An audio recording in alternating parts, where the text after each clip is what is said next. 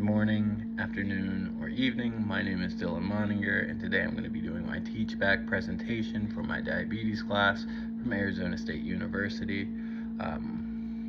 I decided to break mine up into type 1 diabetes and type 2 diabetes and organize my information that way.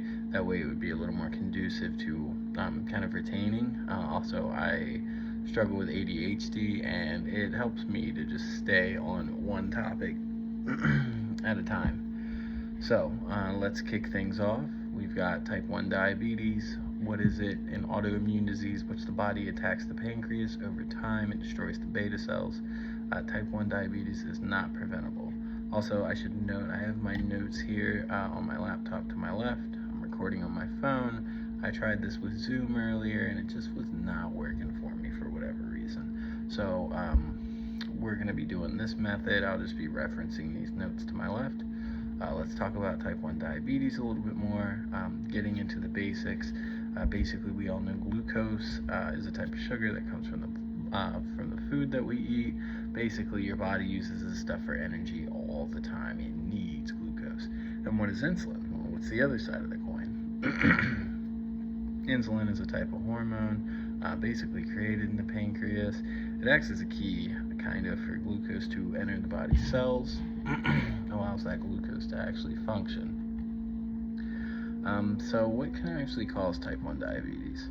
So some environmental exposures, some viruses like the rotavirus, the Coxsackie virus, and COVID. Actually, we have some preliminary data on shows that it can lead to type 1 diabetes.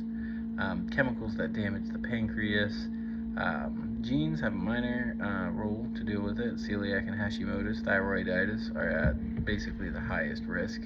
And then people who have a vitamin D deficiency as well. Now let's go through some symptoms. We got blurred vision, extreme thirst, frequent urination, extreme hunger, unintended weight loss, fatigue, irritability, and children have been actually known to bedwet from time to time. I mean, I'm not a child, but I've been known to pee the bed too. I should probably get checked out. I'm just kidding. How do you actually receive a diagnosis for type 1 diabetes? Essentially, you don't usually find out until you get hospitalized for it. You'll have elevated blood glucose levels. Your A1C is going to be super high.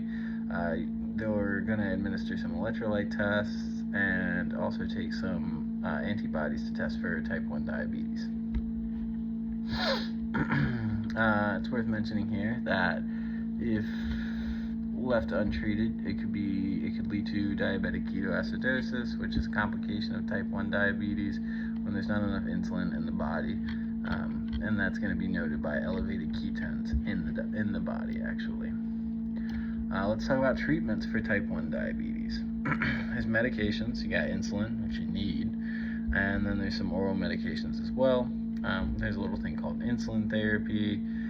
Basically, back in the day, Dr. Frederick Banting was the one who first created or synthesized this stuff from basically tiny cows. I say tiny cows, calves. And then in 1922, the first patient was actually treated with insulin. A couple things to note about insulin. It's a powerful medication, so you have to be very careful with your dosing. You have to know your blood glucose before taking it. There's a whole bunch that goes into insulin that we're going to talk about in just a bit. There's two different ways that insulin can be administered. There's basal and bolus. Bolus is a fast-acting insulin. It's taken before meals or when your blood glucose is elevated. A couple examples of these are Novolog, Humalog, Fiasp, Afrezza, Apidra. And then you have basal, which is long-acting insulin. It's going to help control your glucose basically over time from basically the glycogen stores that are in the liver. Lantus, Levemir. I'm going to mispronounce these, so I'm just going to pass. Jasiba. Basically, you want to do like a long-acting and a a long-acting and a fast-acting. Long-acting just for your like day-to-day, like you need to stay regular, so you're taking long-acting insulin, and then before your meals is when you're going to use that fast-acting insulin. Also, you can take this stuff in a variety of ways. It can be injected into the body using syringes. They got insulin pens. Boop. They got smart pens, which are all, like Bluetooth, and they can connect to your phone, and you got to download an app. And then there's an insulin pump, which essentially just pumps the insulin in. Moving on down rather. What are some complications that can arise from type 1 diabetes? Cancer, Alzheimer's, heart disease, hearing impairment, foot damage, skin conditions, nerve damage, depression even. There's a big boy though that I want to talk about, or two big boys actually. Hyperglycemia and hypoglycemia. Hypoglycemia is the term for low blood glucose levels. I got this all backwards. Yeah, no, I had it right. I'm sorry. It's just the way my notes are written. Basically, hypoglycemia, the term for low blood glucose levels. Let me make sure this is on the same. Okay. Yeah, we're golden.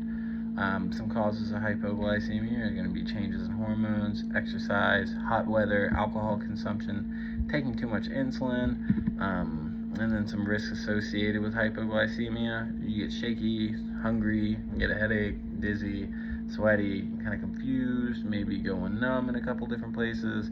And then hypoglycemia over the course of a long term can lead to seizures, fainting, and comas.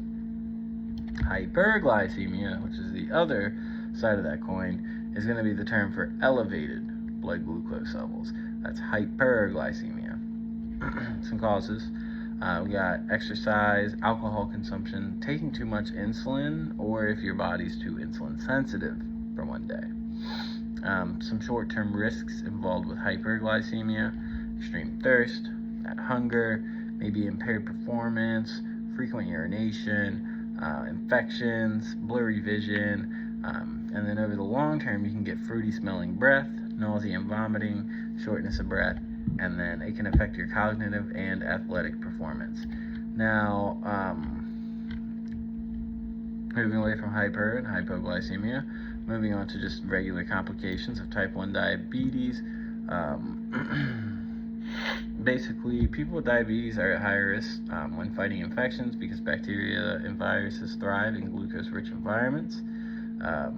They should definitely stay updated on their vaccines, which would include the flu, HPV, COVID, and like hepatitis A, B, C, D, E.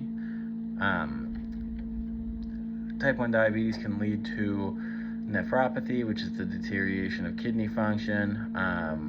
Both type 1 and type 2 can lead to nephropathy, although type 1 is more likely to end in that end-stage renal disease. Neuropathy basically is nerve damage due to restricted blood Neuropathy is nerve damage due to restricted blood flow. Nerves in your feet and legs are affected first and progresses to your hands and fingers over time. Common neuropathy is peripheral. It causes tingling, pain, and numbness. And then there's autonomic as well, which affect nerves that control like body symptoms, like your internal functions. There's retinopathy, damage to blood vessels in the retina in the back of the eye. Your symptoms can include floaters, blurry vision, fluctuating vision, dark areas in vision, and then, of course, vision loss or blindness. Type 1 diabetes can lead to heart disease. High blood sugar can damage blood vessels and nerves that can control the heart. That includes strokes, heart disease, and blood vessel disease, usually because of plaque buildup in the arteries. People with diabetes should pay more importance to their lifestyle habits to manage their diabetes and reduce their risk of heart disease. All right. Moving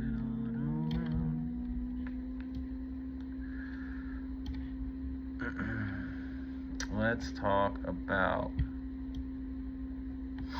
a socio-ecological model and how it relates to type 1 diabetes. So, I'm going to go through these very quickly. You got external environment and internal environment. We'll start off with external. With interpersonal relationships can definitely be affected because of hypoglycemia, violence, or dramatic changes in behavior, including sexual relationships with a partner. Family can both positively or negatively impact diabetes management.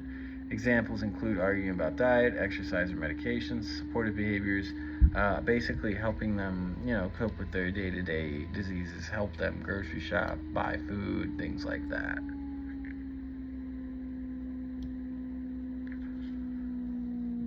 And last but not least, in the interpersonal category, friends can support diabetes management by learning about diabetes, knowing signs of hypoglycemia, and supporting healthy eating.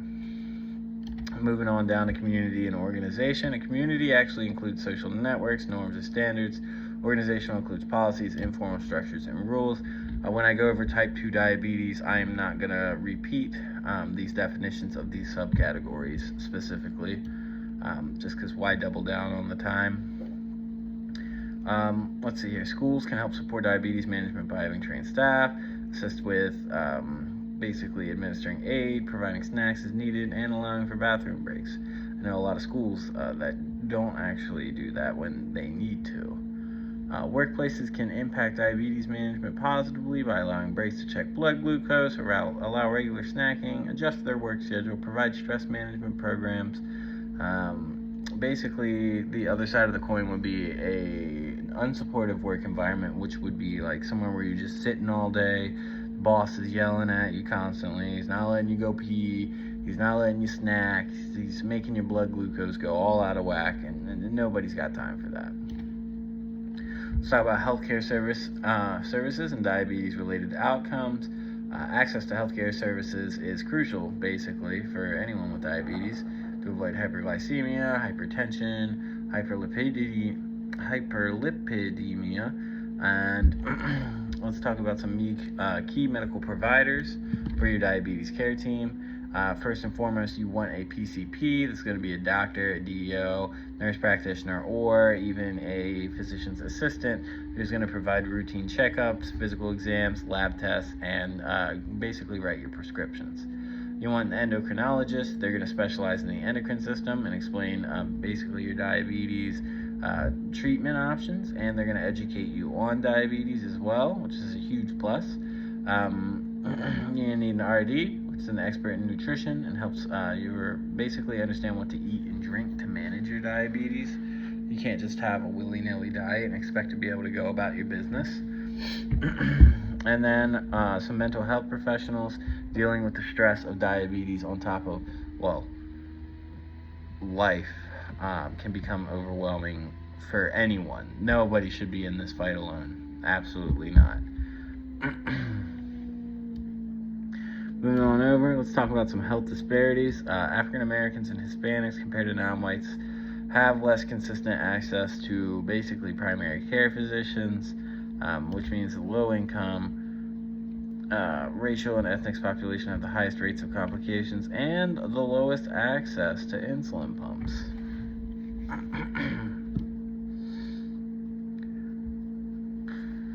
Sorry, I'm getting a lot of text messages and they're very distracting. Next up, let's talk about the environment. Access to healthy food and safe environments can promote healthy lifestyle behaviors and assist diabetes health outcomes. Food deserts and unsafe communities can negatively impact your sleep, healthy eating, rest, safety, stress, and promote sedentary lifestyles. So it's all about where you live, too. And last but not least, for the external factors, regarding environment, let's talk about cultural, which is a set of beliefs, customs, and habits that a group of people share, usually passed down by generations. In the context of health, culture influences health behaviors and tendency. Culture can influence medication regimens, exercise, eating habits, and the way health information is perceived and used. There's a lot of barriers to insulin care. You can have lack of social or family support. You could be scared of the injections, prayer or religious reasons why you shouldn't manage your diabetes, and some cultures are even like, dude, you need insulin, like, they look at you a certain type of way, like you're weak or something. Like, what? Bro, I'm trying to live. my best life. Don't let anybody hate on you for living your best life. Alright, well that wraps up the external factors, so we're going to move on to the internal environment factors. Starting off with an individual's behavior can impact diabetes-related health outcomes through diabetes self-management behaviors. Basically, everybody, you're either going to take your medications and you're going to follow your strict schedule and you're going to eat the right things, or you're not. And your health outcomes are going to depend on that. We're going to talk about a little thing called diabetes distress. Moving on over to the right here. Diabetes distress is the emotional distress that results in living with diabetes. It's most often related to social consequences, food restriction, and obesity. Distress releases hormones, primarily adrenal and cortisol, which increase your heart rate, which can cause unpredictable things to your blood glucose levels. They can rise or fall, honestly. Health outcomes include elevated A1C, severe hypoglycemia, impaired quality of life, suboptimal health management, reduced physical activity, less healthy eating, not taking medications, and less frequent monitoring. Sorry, those were real deep in the corner and I couldn't move it over. I don't know. Okay, we're gonna have to just... There, that works. Let's talk about diabetes burnout. Diabetes burnout is physical or emotional exhaustion caused by continuous distress of diabetes. Health outcomes include missing appointments, risk-taking behaviors, unhealthy or uncontrolled eating, and disengagement from self-care. Diabetes stigma. Let's talk about stigma. It's no bueno. Diabetes stigma is the experience of exclusion, prejudice, and blame. Diabetes stigma can happen with friends, family, healthcare providers, and in the workplace. Health outcomes for stigma is not great. Depression, stress, embarrassment, to name a few. Blame, guilt, anxiety, low self-esteem, increased risk of retinopathy, macrovascular problems, sexual dysfunction, worsened DSM, and self-care. We're going to talk about a few complications, anxiety, depression, and sleep. So if these are triggering for you, please just, pause the video, skip this part, probably the next minute or two. Anxiety is feeling nervous, anxious, on edge without being able to stop or control the feelings. Anxiety impacts about 20% of people with diabetes and can feel like hypoglycemia, which will increase your risk of heart problems. Unhealthy behavior or unhealthy outcomes include unhealthy behaviors, which are smoking and drinking, basically, elevated A1C, higher BMI, you got higher triglycerides, you got cholesterol, high blood pressure, lower good cholesterol, and an increased risk of complications impairing the overall quality of life. Moving on down to depression town. Depression is the most common mental health outcome with a person with diabetes. Results from an accumulation of anxiety, stigma, and distress. Depression can lead to poor health outcomes like elevated A1C, hypo or hyperglycemia, elevated anxiety symptoms, impaired quality of life, increased burden or costs, greater risk of premature mortality, and increased risk of complications and disabilities. Last but not least, sleep. Unstable blood glucose levels can cause insomnia and next day fatigue. Poor sleep or less sleep is linked to higher blood glucose levels. Hyperglycemia may cause more frequent urination, which means more trips to the restroom at night, making it harder to sleep. And hypoglycemia can cause nightmares, sweating, irritability, and confusion, causing the person with diabetes to stay awake. So that is all I have for type 1 diabetes. I'm going to move my notes on over to type 2 now. And most of this, I'm just going to talk about the just the medications, really, a little bit of the history, the basics, and the diagnosis, and, just the differences, really. So what is type 2 diabetes? It's a metabolic disease in which the body's ability to use insulin properly, well, it's gone out the window. Type 2 diabetes is preventable. Not 100%, but it is pretty preventable compared to type 1. So let's see here.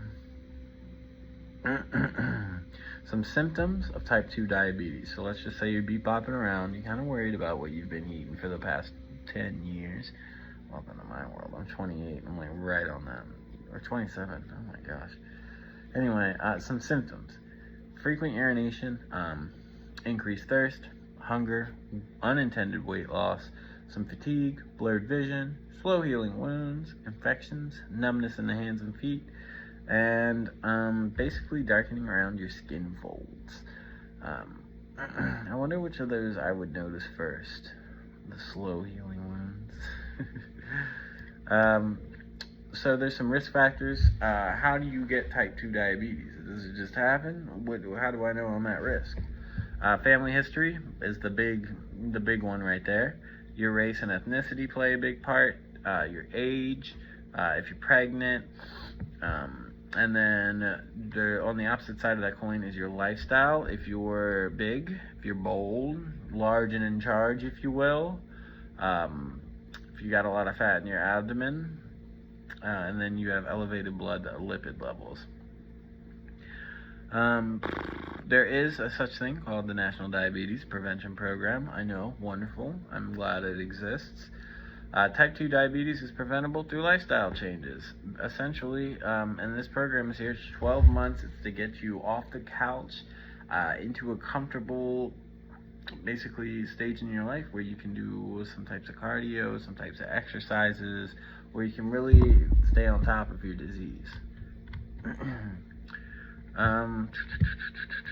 Popping on over, type 2 diabetes is usually diagnosed in a regular office visit. They'll notice some elevated BG levels and your A1C.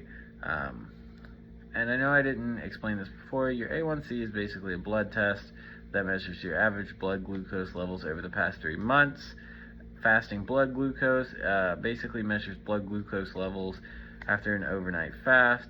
And then there is a postprandial blood glucose, which measures your blood sugar 2 hours after a meal. Just going to throw some numbers at you real quick. Normal A1C is less than 5.7%. Pre-diabetics are known to float around 5.7 to 6.4%. Diabetes is usually 6.5% or higher. There's a lot of ranges here. A1C target ranges for people with diabetes, including both adults and children, should be 7% or less. I'm thinking back to all the patients I've ever asked who had diabetes, and they're like, oh, 7. That's it. That's the one.